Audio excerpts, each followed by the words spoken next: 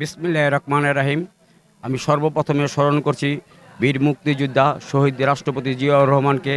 তার আদর্শ গড়াই দল, তার আদর্শ বুকে ধারণ করে আমি শ্রদ্ধার সাথে এই 16 ডিসেম্বরে বিজয়ের মাসে স্মরণ করছি।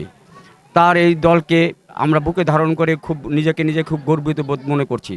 আর সর্বপ্রথমে আমি ধন্যবাদ জানাই শহীদুল ইসলাম টিটু ভাইকে, যিনি আমাদেরকে এই পথ চলা উৎসাহিত করেছেন।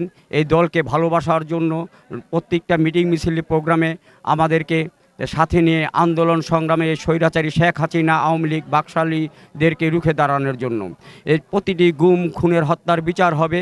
এই জনগণের পাশে নিয়ে আমরা রুখে দাঁড়াবো। বীর মুক্তিযোদ্ধা যারা শহীদ হয়েছেন দেশের জন্য, তাদেরকে শ্রদ্ধার সাথে স্মরণ করছি। 5ই আগস্টে জুলাই হত্যায় যারা আওয়ামী লীগ বাকশালীদের নির্বিচারে গুলি করেছে, পাখির মতন হত্যা করেছে, অনেক ভাইয়েরা অনেক ছাত্র ভাইয়েরা আছেন আহত অবস্থায়, তাদের সুস্থতা কামনা করছি। এই বলে আমার বক্তব্য আমি শেষ করলাম।